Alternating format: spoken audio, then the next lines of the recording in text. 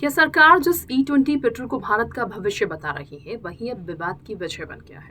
क्या सच में इससे आपके बाइक और कार खराब हो सकते हैं या फिर ये सिर्फ अफवाह है?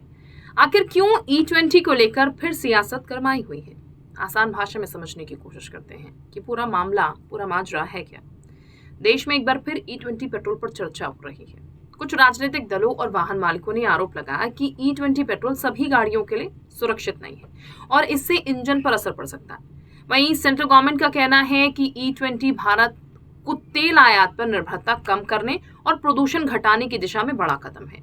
यानी सवाल यही है कि E20 वरदान है या फिर नुकसान। सबसे पहले आप ये समझिए कि E20 क्या है। E20 का मतलब है ethanol 20% ethanol plus 80% petrol. Ethanol एक तरह का बायोफ्यूल है जिसे मुख्य रूप से गन्ने, मक्का और जो बाकी कृषि उत्पाद हैं उनसे बनाया जाता है। अब सरकार E20 क्यों ला रही है, ये भी सवाल है जो सबके जहन में आ रहा है। सरकार के इसके पीछे कई बड़े कारण हैं जो सरकार दावा कर रही है। देखिए, विदेशों से तेल पर निर्भरता कम करना ये प्रमुख कारण है। भारत अपनी जरूरत का लगभग 85% कच्चा तेल आयात करता है। इससे हर साल भारी विदेशी मुद्रा खर्च होती है। एथेनॉल मिलाने से पेट्रोल की जो खपत है वो कम होगी। दूसरी बात, किसानों की आय बढ़ाना। गन्ना और मक्का जैसी फसलों से एथेनॉल बनने पर किसानों को नया बाजार मिलेगा। तीसरी बात यह कि प्रदूषण कम करना। सरकार का दावा है कि एथेनॉल मिश्रित ईंधन से कार्बन उत्सर्जन कम हो सकता है। फिर विवाद क्यों हो रहा है, यहीं से बहस शुरू होती है। पहला सवाल, क्या हर गाड़ी E20 के लिए बनी है?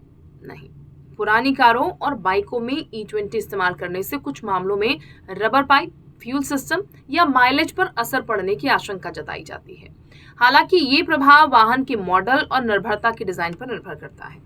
अब दूसरा सवाल ये है कि माइलेज घटता है, जो कि बार बार उठ भी रहा है। एथेनॉल में पेट्रोल की तुलना में ऊर्जा थोड़ी सी कम होती है और इसीलिए कुछ कंडीशंस में माइलेज में हल्की कमी महसूस हो सकती है। तीसरा सवाल यह है कि मरम्मत का खर्च भी बढ़ेगा। अगर वाहन E20 रेडी नहीं है तो लंबे समय तक E20 का इस्तेमाल किया जाए तो कुछ पार्ट्स पर ज़्यादा दबाव पड़ सकता है, प्रेशर हो सकता है, लेकिन नई E20 अनुकूल गाड़ियों में इसे ध्यान में रखकर डिज़ाइन किया जाता है। लेकिन कुल मिलाकर कहा जाए तो अभी भी चर्चाएं जो हैं वो हो रही हैं। आगे हम इसी को लेकर बात कर रहे हैं। तो अब सरकार का पक्ष आप सुनिए। सरकार कह रही है कि नई गाड़ियों को E20 के हिसाब से तैयार किया जाता है। वाहन कंपनियां भी E20 रेडी मॉडल बाजार में ला रही हैं। ये बदलाव एकदम नहीं बल्कि चरणबद्ध तरीके से, सिस्टमैटिक तरीके से किया जा रहा है ताकि लोगों को परेशानी ना हो।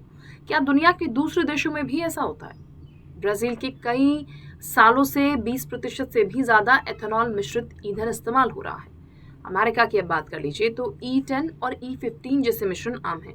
यानी कि भारत इस दिशा में अकेला देश नहीं है। इससे पहले देश एक्सपेरिमेंट कर चुके हैं, वहां सफल भी हो रहे हैं। आम लोग जो हैं उन्हें क्या करना चाहिए? अगर आपकी गाड़ी नहीं है तो उसकी ओनर मैनुअल या कंपनी की सलाह देखें कि वो E20 के लिए उपयुक्त है या नहीं।